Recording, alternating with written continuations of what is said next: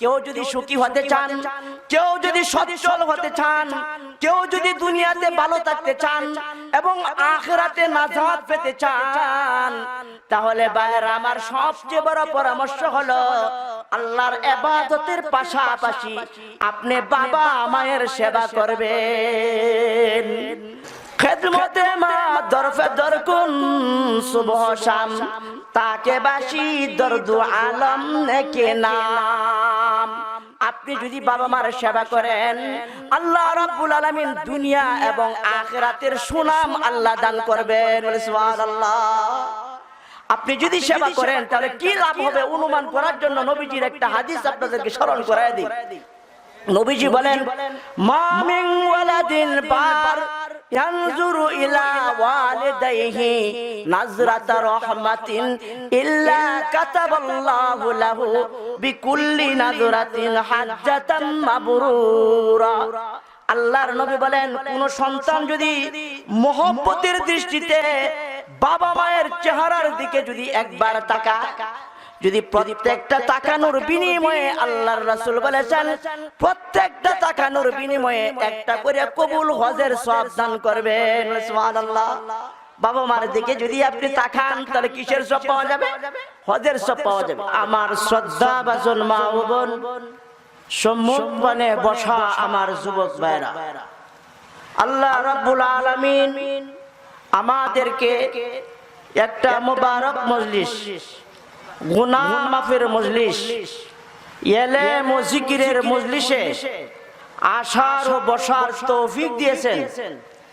এই জন্য আমরা সবাই অন্তর থেকে জবান খুলে চিৎকার করে একবার কালিমাতু শুকুর আদায় করি। সবাই বলি আলহামদুলিল্লাহ।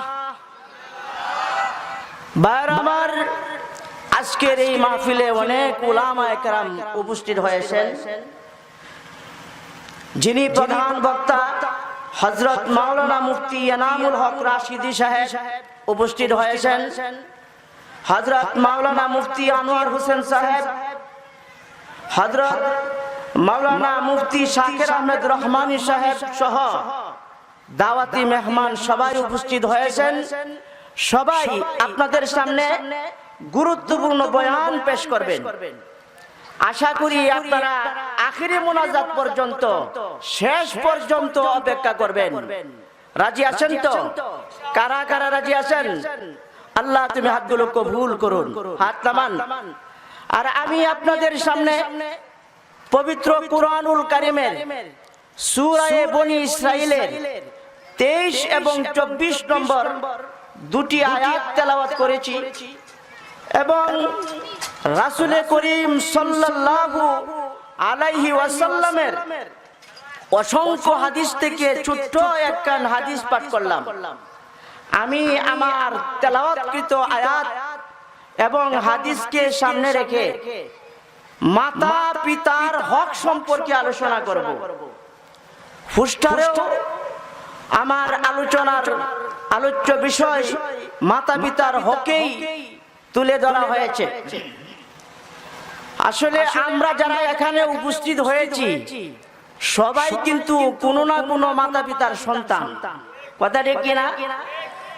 যারা বাবা হয়েছেন, যারা বৃদ্ধ হয়েছেন, যারা দাদা হয়েছেন, যারা নানা হয়েছেন, যারা শ্বশুর হয়েছেন, সবাই কিন্তু কোনো না কোনো বাবা মায়ের সন্তান। যেহেতু আমরা সবাই কোনো না কোনো বাবা মায়ের সন্তান, সেই হিসাবে সন্তান হিসাবে বাবা মায়ের প্রতি কি দায়িত্ব কর্তব্য জানা আমাদের সবার দরকার, কথা ঠিক কিনা? ভাইরা আমার, মাতা পিতার হক আদায় করা বান্দার হকের মধ্যে সর্বশ্রেষ্ঠ হক। একজন বান্দা আর একজন বান্দার প্রতি অসংখ্য হক বা অধিকার রয়েছে। তার মধ্যে সর্বশ্রেষ্ঠ হক হলো মা বাবার হক আদায় করা। যে ব্যক্তি মা বাবার হক আদায় করে না সেই ব্যক্তি শুধু বাবা মার অবাধ্য সন্তানই নয়, সে সমাজেরও অবাধ্য, সে আত্মীয় স্বজনেরও অবাধ্য। বলেন না নাউজুবিল্লাহ। কারণ এই পৃথিবীতে বাবা মাই হলো সবচেয়ে বেশি অনুগ্রহ করে থাকেন, কথা ঠিক কিনা? যে সন্তান বাবা মায়ের অনুগ্রহের কথা ভুলে যায়, সেই ব্যক্তি অন্য মানুষের অনুগ্রহর স্বীকৃতি কখনো দিবে না, কথা ঠিক কিনা? এই জন্য আমার বান্দার হকের মধ্যে সর্বশ্রেষ্ঠ হক হলো মাতা পিতার হক আদায় করা। তাছাড়া আমরা সবাই জানি ইসলামের সর্বশ্রেষ্ঠ বিধান হইল নামাজ, কথা ঠিক কিনা? ইমানের পরেই হলো নামাজের গুরুত্ব, আর নামাজের পরেই গুরুত্বপূর্ণ ইবাদত হইল মাতা পিতার হক আদায় করা। বলে সুবহানাল্লাহ। রাসূল করিম সাল্লাল্লাহু আলাইহি ওয়াসাল্লামকে একজন সাহাবী প্রশ্ন করলেন, ইয়া রাসূলুল্লাহ, আইয়ুল আমালি আহাব্বু ইলাল্লাহি তাআলা? ইয়া রাসূলুল্লাহ, মহান আল্লাহ রাব্বুল আলামিনের কাছে সবচেয়ে প্রিয় আমল কোনটি? নবীজি বলেন, আসসালাতু আলা ওয়াক্তিহা। নবী বলেন, আল্লাহর কাছে সবচেয়ে প্রিয় আমল হইল ওয়াক্ত মতো 5 ওয়াক্ত নামাজ আদায় করা। বলে সুবহানাল্লাহ। সাহাবী আবার জিজ্ঞাসা করলেন, ইয়া রাসূলুল্লাহ, নামাজের পর মহান আল্লাহর কাছে সবচেয়ে প্রিয় আমল কোনটি? নামাজের পরে কোন আমলটা সবচেয়ে প্রিয় আল্লাহর কাছে? এবার নবীজি বলেন, বিররুল ওয়ালিদাইন। নামাজের পরে মহান আল্লাহর কাছে সবচেয়ে প্রিয় আমল হইল মাতা পিতার অধিকার আদায় করা। বলেন সুবহানাল্লাহ। শুধু তাই নয় ভাই, কুরআনুল কারীমের মধ্যে বেশ কয়েক জায়গায় আল্লাহ তাআলা উল্লেখ করেছেন আল্লাহর ইবাদতের পরে মাতা পিতার হকের গুরুত্ব। বলে সুবহানাল্লাহ। আল্লাহ পাক কুরআনুল কারীমের কয়েক জায়গায় উল্লেখ করেছেন আল্লাহ পাকের ইবাদতের পরে পিতা মাতার প্রতি ইহসান করার জন্য। বলে সুবহানাল্লাহ। আল্লাহ রাব্বুল আলামিন পবিত্র কুরআনুল কারীমের সূরা বাকারার 83 নম্বর আয়াতে আল্লাহ বলেন, লা তা'বুদুনা ইল্লাল্লাহ ওয়া বিল ওয়ালিদাইনি ইহসানা। আল্লাহ বলেন, তোমরা আল্লাহ ছাড়া আর কারো ইবাদত করিও না। এরপর আল্লাহ বলেন, পিতা মাতার প্রতি সদাচরণ করো। বলে সুবহানাল্লাহ। আল্লাহ পাক আগে কি বলছেন? যে আল্লাহ ছাড়া আর কারো ইবাদত করো না। এরপরেই বলছেন, তুমি তোমার পিতা মাতার প্রতি সদাচরণ করো। বলেন না সুবহানাল্লাহ। ভাইরা আমার, বান্দার হকের মধ্যে সর্বশ্রেষ্ঠ হক হলো মাতা পিতার হক আদায় করা, আর নামাজের পরেই গুরুত্বপূর্ণ ইবাদত হলো মাতা পিতার হক আদায় করা। আর আল্লাহ পাকের ইবাদতের পরেই মাতা পিতার হক আদায় করার গুরুত্ব। বলেন সুবহানাল্লাহ। আল্লাহ রাব্বুল আলামিন সূরা লুকমানের 14 নম্বর আয়াতে আল্লাহ বলেন, আনিশকুরলি ওয়ালি ওয়ালিদাইকা। আল্লাহ বলেন, তোমরা আমার কৃতজ্ঞতা আদায় করো এবং তোমার পিতা মাতার প্রতি কৃতজ্ঞতা আদায় করো। বলে সুবহানাল্লাহ। একজন বান্দা যেমনি ভাবে মহান আল্লাহ তাআলার কৃতজ্ঞতা আদায় করা উচিত, পাশাপাশি পিতা মাতার অধিকার, পিতা মাতার প্রতি কৃতজ্ঞতা আদায় করা উচিত। বলেন সুবহানাল্লাহ। হযরত আব্দুল্লাহ ইবনে আব্বাস রাদিয়াল্লাহু তাআলা আনহু বলেন, যে ব্যক্তি শুধুমাত্র মহান আল্লাহ তাআলার কৃতজ্ঞতা আদায় করে কিন্তু মাতা পিতার কৃতজ্ঞতা আদায় করে না, ওই মানুষটা আল্লাহর প্রতি যত কৃতজ্ঞতা আদায় করবে, একটা কৃতজ্ঞতাও আল্লাহ কবুল করবেন না। বলেন নাউজুবিল্লাহ। তাহলে কি বুঝলেন? আল্লাহর কৃতজ্ঞতার পাশাপাশি বান্দার উচিত হলো পিতা মাতা সন্তানের প্রতি যে সকল হক আদায় করেছেন, পিতা মাতা সন্তানের প্রতি যে সকল অনুগ্রহ করেছেন, সেই সকল অনুগ্রহগুলো স্মরণ করে পিতা মাতার কৃতজ্ঞতা আদায় করা। কথা ঠিক কিনা? ভাইরা আমার, পিতা মাতার হক আদায় করা নামাজের মতো ফরজ। নামাজ যেমন ফরজ, মাতা পিতার প্রতি সদাচরণ করাও ঠিক তেমনি ভাবে ফরজ। যাকাত আদায় করা যেমন ফরজ, মাতা পিতার প্রতি সদাচরণ করাও ঠিক তেমনি ভাবে ফরজ। হজ যেমনি ভাবে ফরজ, সন্তানের উপর মাতা পিতার হক আদায় করা ঠিক তেমনি ভাবে ফরজ। এর মধ্যে কোনো উজর নাই, কোনো আপত্তি নাই, কোনো ছাড় নাই। নবীজি সাল্লাল্লাহু আলাইহি ওয়াসাল্লাম হাদিস শরীফে ইরশাদ ফরমান, ওয়া ইন যালামাহু ওয়া ইন যালামাহু ওয়া ইন যালামাহু। তিনবার নবীজি বলেছেন, পিতা মাতা যদি সন্তানকে অত্যাচার করে, পিতা মাতা সন্তানের উপর যদি জুলুম করে, তবু সন্তান পিতা মাতার উপর হাত তুলতে পারবে না।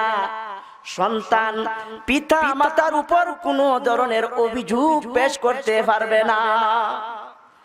আল্লাহর নবী আরেক জায়গায় বলেন, ওয়ালা তাওক্কানা ওয়ালিদাইকা ইন আমারাকা আন তাখরুজা মিন আহলিকা ওয়া মালিকা।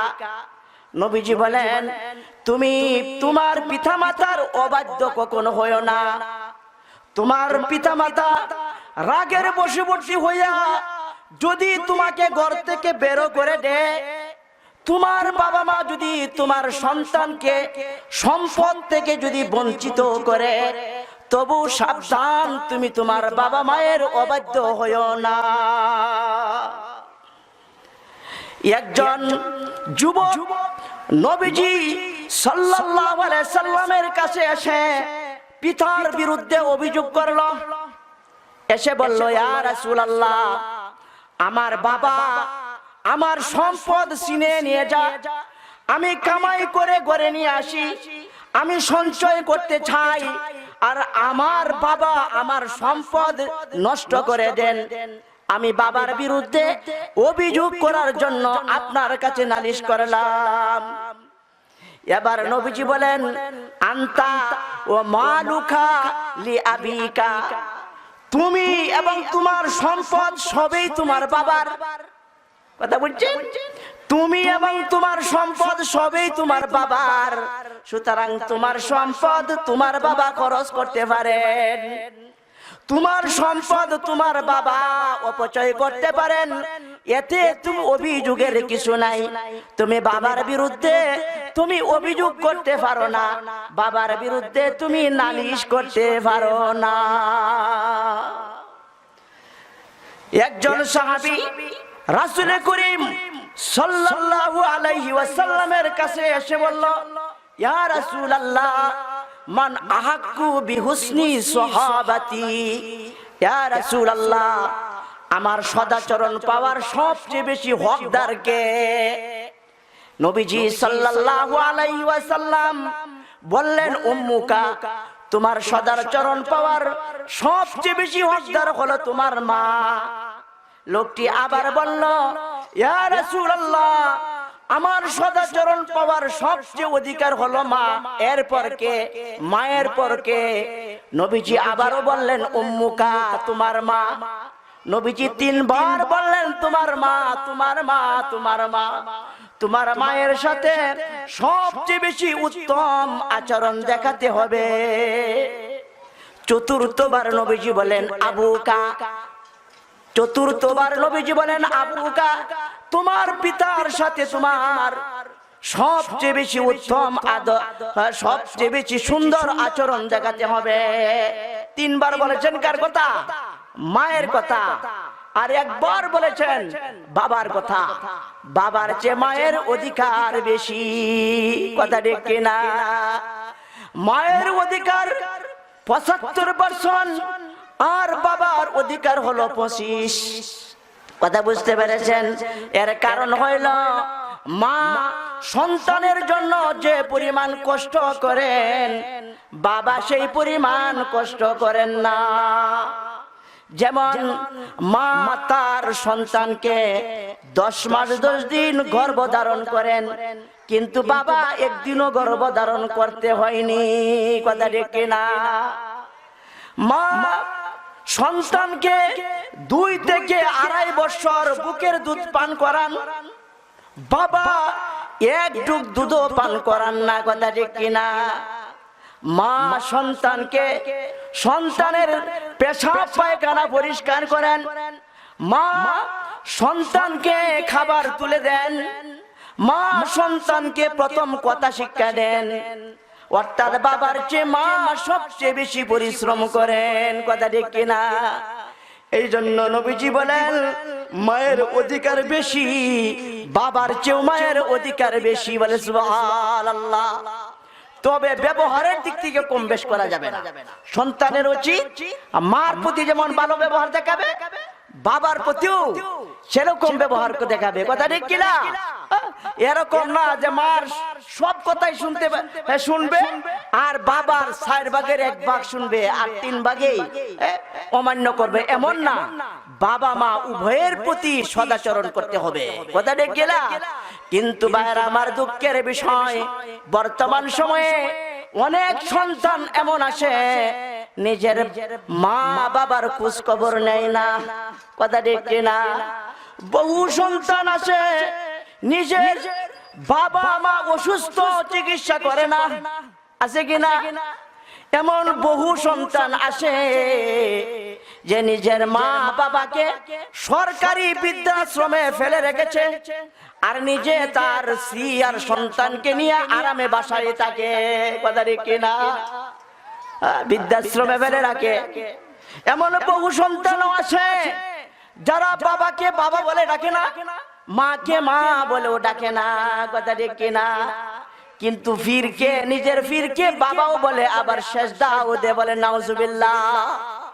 ভাই আমার, একজন মানুষ যদি বন্ড ফির কেন, একজন হক্কানি ফিরের কাছেও যদি মুরিদ হয় আর বাবা মায়ের সাথে যদি সম্পর্ক ভালো না হয়, আমি খোদার কসমকে বলতে পারি ওই মুরিদ, ওই ব্যক্তি জাহান্নামী হবে, বলে নাউজুবিল্লাহ। কারণ নবীজি বলেছেন হুমা জান্নাতুকা ওয়া নারুকা। নবী বলেন পিতা মাতা তোমার জান্নাত, পিতা মাতা তোমার জাহান্নাম। তুমি যদি বাবা মার সাথে ভালো ব্যবহার করো, বাবা মার সেবা যদি করো, বাবা মাকে যদি খুশি করতে পারো, তাহলে তোমার জন্য জান্নাত। আর যদি তুমি তোমার পিতা মাতাকে নারাজ করো, পিতা মাতার অবাধ্য সন্তান হও, তাহলে তোমার জন্য জাহান্নাম, বলেন না নাউজুবিল্লাহ। ভাইরা আমার, নবীজির যুগে সাহাবায়ে কেরামের একটা আমল ছিল।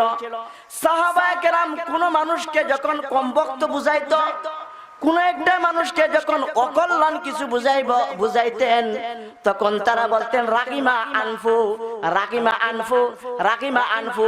অর্থাৎ তোমার নাক দুলাই দূষিত হোক। কোন কমবক্ত মানুষকে যখন সম্বোধন করতেন তখন এইভাবে বলতো যে তোমার নাক দুলাই দূষিত হোক, তোমার নাক দুলাই দূষিত হোক। সাহাবায়ে কেরাম বললেন ইয়া রাসূলুল্লাহ, কার নাক দুলাই দূষিত হোক, অর্থাৎ কোন ব্যক্তি কমবক্ত? নবীজি বলেন মান আদরাকা আবাওয়াইহি ইনদাল কিবারি আহাদুহুমা আও কিলাহুমা ফালাম ইয়াদখুলিল জান্নাহ। নবীজি বলেন যে ব্যক্তি তার পিতামাতাকে বৃদ্ধ অবস্থা পেল অথবা দুইজনের একজনকে বৃদ্ধ অবস্থায় পেল কিন্তু তাদের খেদমত করতে পারেনি, নবী বলেন ফালাম ইয়াদখুলিল জান্নাহ, ওই ব্যক্তি জাহান্নামে যাবে, কখনো জান্নাতে যেতে পারবে না, বলে নাউজুবিল্লাহ। এই জন্য বার আমার একজন মানুষ যদি 5 ওয়াক্ত নামাজও পড়ে আর যদি হজও আদায় করে, যাকাতও আদায় করে, দান খায়রাতও করে, তার সব আমল ঠিক আছে, শুধুমাত্র একটা দোষ, এই দোষটা হলো সে তার বাবা মায়ের সাথে ভালো সম্পর্ক নাই। ভাইয়ের আমার, সে যত নামাজ পড়ুক, যত জিকির করুক, আল্লাহ তার ইবাদত বন্দেগী কোনটাই কবুল করবেন না। বলেন নাউজুবিল্লাহ।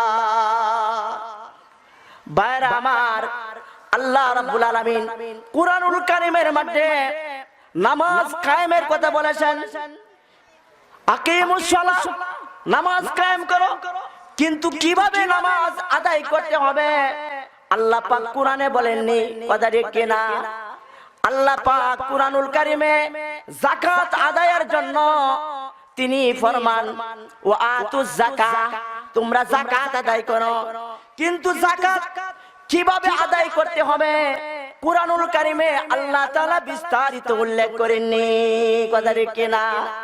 আল্লাহ রাব্বুল আলামিন বান্দার উপর, ধনী বান্দার উপর হজ ফরজ করেছেন, কিন্তু হজ কিভাবে আদায় করতে হবে, হজের ফরজ ওয়াজিব কয়টা, হজ কিভাবে কোন নিয়মে আদায় করতে হবে কুরআনুল কারীমের মধ্যে বিস্তারিত নাই, কথা ঠিক কিনা? কিন্তু ভাইরা আমার, পিতা মাতার হক আদায় করার কথাই শুধু বলেই শেষ করে দেন নাই আল্লাহ, বরং পিতা মাতার সাথে কেমন ব্যবহার করতে হবে মহান আল্লাহ তাআলা বিস্তারিত ভাবে কুরআনুল কারীমের সূরা বনী ইসরাঈলের 23 এবং 24 নম্বর আয়াতে বিস্তারিত বলে দিয়েছেন। বলে সুবহানাল্লাহ। পিতামাতার প্রতি অনুগ্রহ করো, পিতামাতার প্রতি কৃতজ্ঞতা আদায় করো, পিতামাতার প্রতি ইহসান করো, এই কথা বলেই আল্লাহ শেষ করেননি, বরং পিতামাতার সাথে কিভাবে হক আদায় করবে, কিভাবে আচরণ করবে, সেগুলো আল্লাহ তাআলা বিস্তারিত উল্লেখ করেছেন। সুবহানাল্লাহ। আল্লাহ রাব্বুল আলামিন কুরআনুল কারীমের সূরা বনী ইসরাঈলের 23 নম্বর আয়াতে আল্লাহ বলেন, ইম্মা ইয়াবলুগান্না ইনদাকাল কিবারা আহাদুহুমা আও কিলাহুমা ফালা তাকুল লাহুমা উফিন ওয়ালা তানহারহুমা ওয়াকুল লাহুমা কাওলান কারীমা।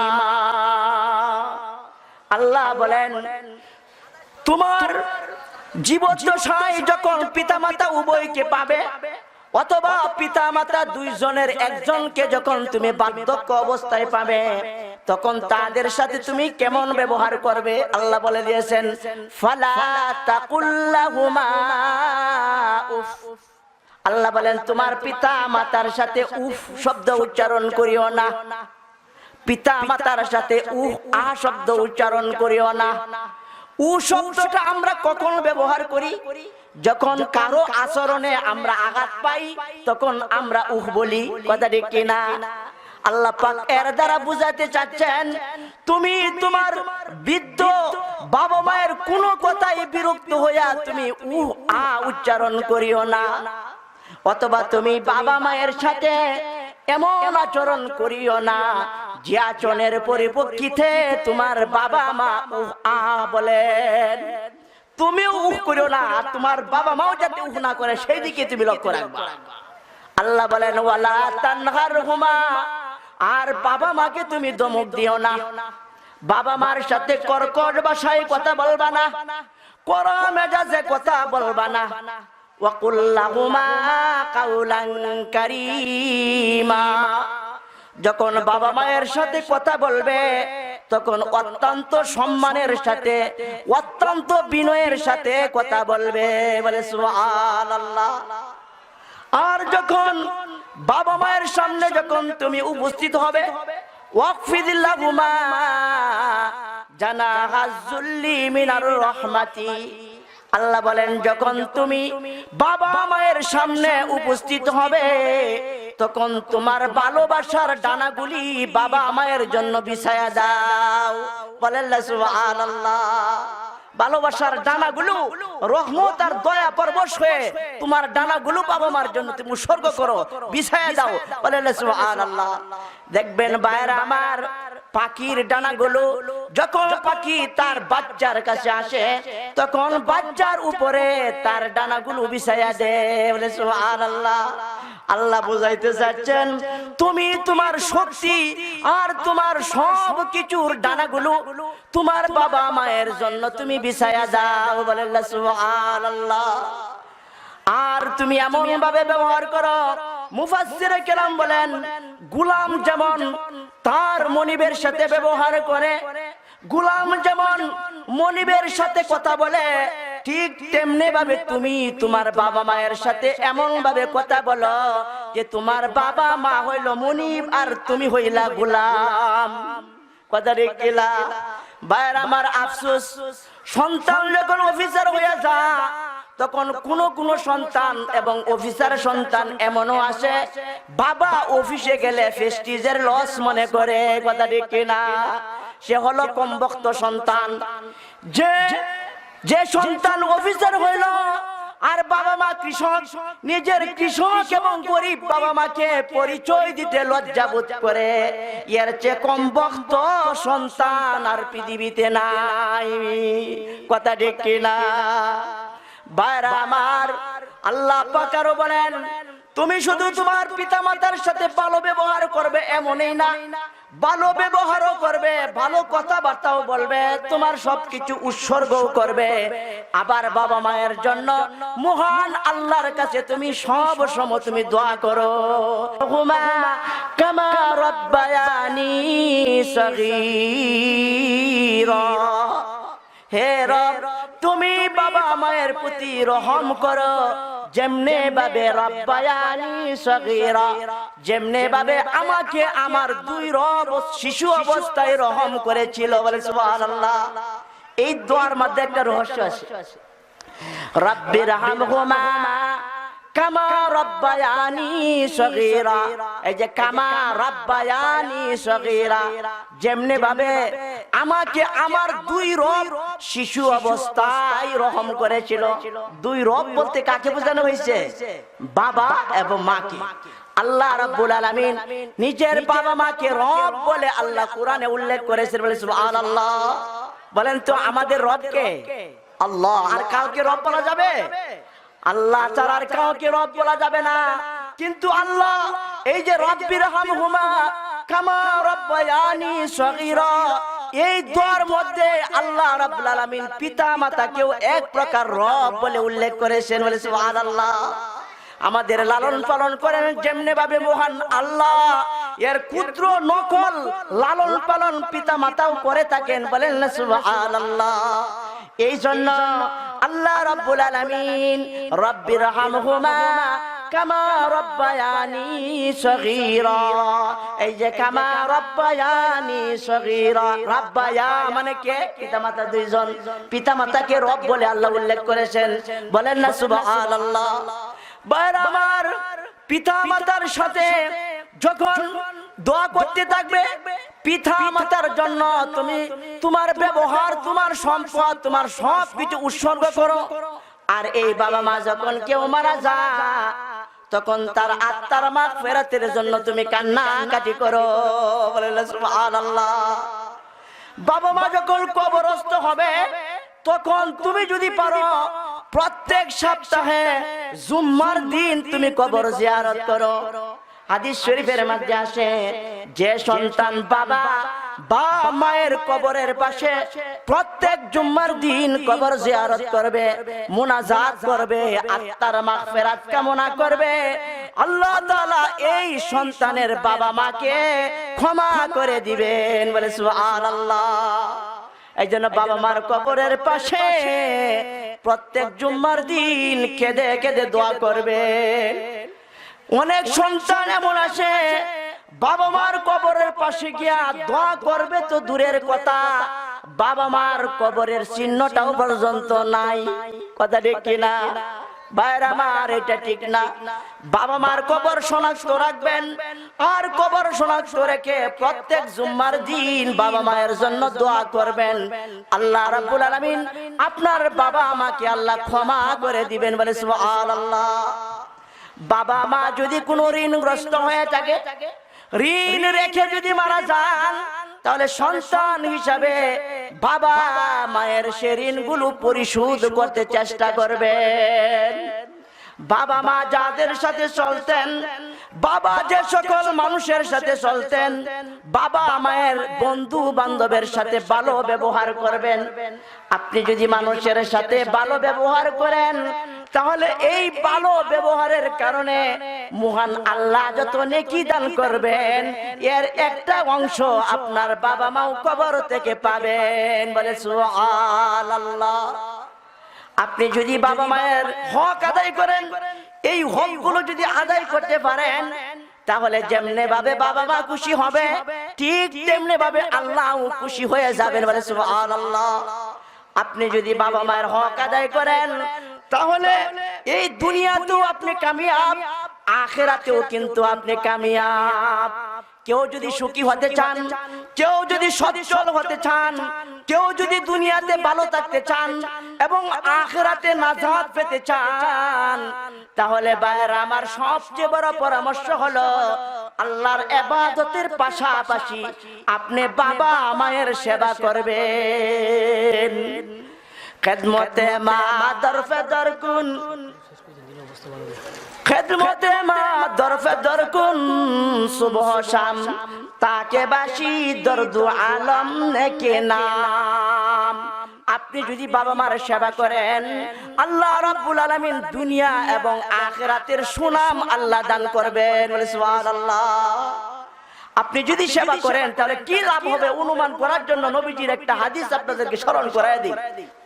নবীজি বলেন, মা মিন ওয়ালাদিন বার ইয়ানজুরু ইলা ওয়ালিদাইহি নাজরাতা রাহমাতিন ইল্লা কাতাবাল্লাহু লাহু বিকুল্লি নাজরাতিন হাজ্জাতাম মাবরুরা।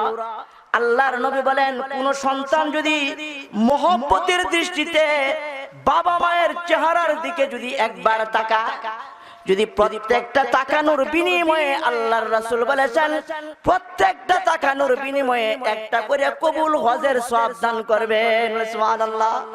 বাবা মার দিকে যদি আপনি তাকান, তাহলে কিসের সওয়াব পাওয়া যাবে?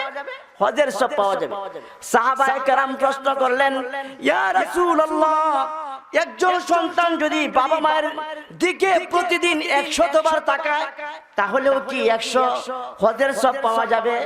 নবীজি বলেন, নাম, হ্যাঁ। কোন সন্তান যদি বাবা মায়ের চেহারার দিকে 100 বারও যদি তাকায়, তাহলে 100 হজের সওয়াব দান করা হবে, বলে সুবহানাল্লাহ। কিন্তু ভাইরা আমার, একটা কথা মনে রাখতে হবে, বাবা মার জন্য সব উৎসর্গ করবেন, বাবা মাকে খুশি করার জন্য আপনি সবচেয়ে কোশিশ করবেন। কিন্তু একটা কথা মনে রাখতে হবে, বাবা মাকে খুশি করতে গিয়া মহান আল্লাহর নাফরমানি করা যাবে না। মাতা পিতাকে খুশি করতে গিয়া আল্লাহর নিষিদ্ধ কাজ করা যাবে না। আল্লাহর নবী বলেন, লা তাআতা লিমাখলুকিন ফি মাসিয়াতিল খালিক। আল্লাহর মানুষের আনুগত্য করতে গিয়া, মাখলুকের আনুগত্য করতে গিয়া আল্লাহর নাফরমানিতে লিপ্ত হওয়া যাবে না। পিতা মাতাকে খুশি করতে গিয়া আল্লাহর নাফরমানি করা যাবে না।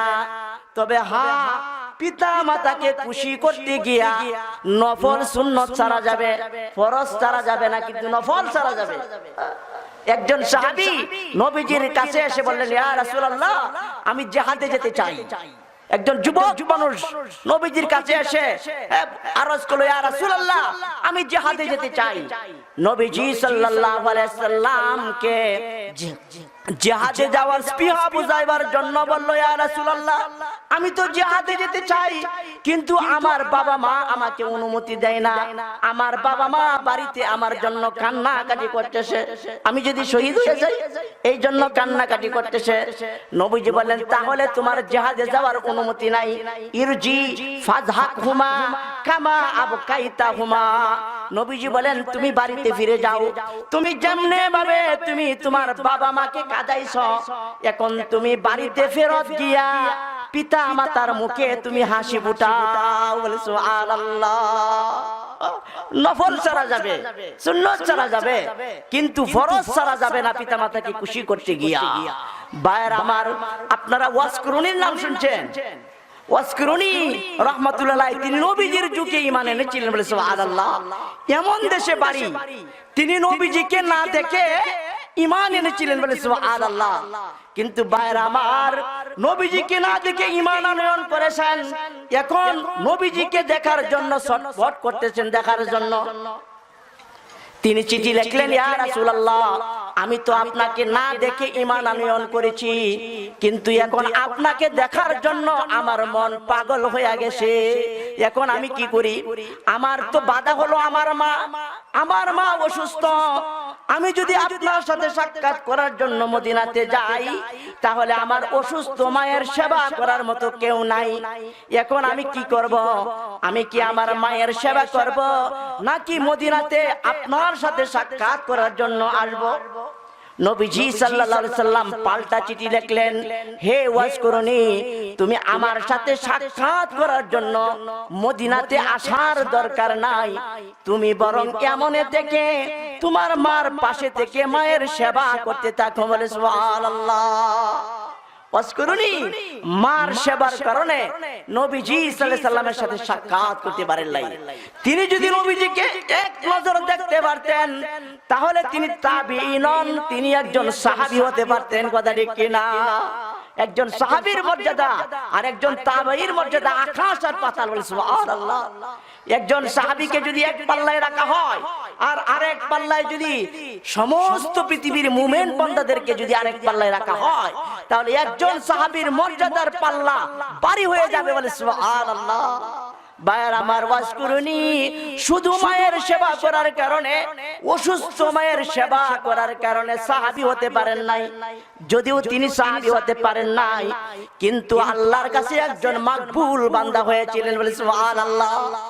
তিনি সাহাবী নন, কিন্তু আল্লাহর কাছে একজন মকবুল বান্দা হয়েছিলেন। কেমন বান্দা হয়েছিলেন? নবীজি সাল্লাল্লাহু আলাইহি সাল্লাম হযরতে ওমর এবং হযরতে আলী রাদিয়াল্লাহু তাআলা আনহু, এই দুইজন সাহাবীকে কাছে এনে নবীজি ওসিয়ত করলেন, বললেন, হে ওমর, হে আলী, আমার ইন্তেকালের পরে এমন দেশ থেকে ওয়াজকুরুনি নামে একজন মানুষ বাণিজ্যিক কাফেলার সাথে মদিনাতে আসবে।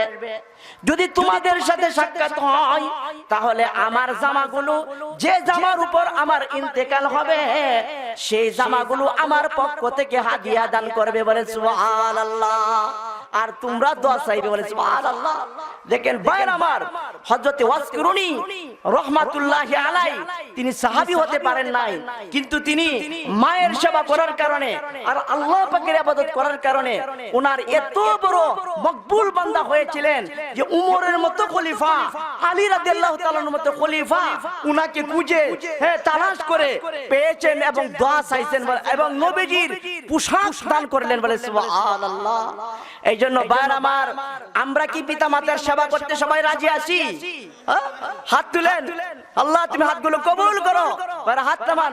হাদিস শরীফের মধ্যে আসে যে ভাই পিতা মাতা সেবা করলে যেরকম ভাবে দুনিয়া এবং আখিরাত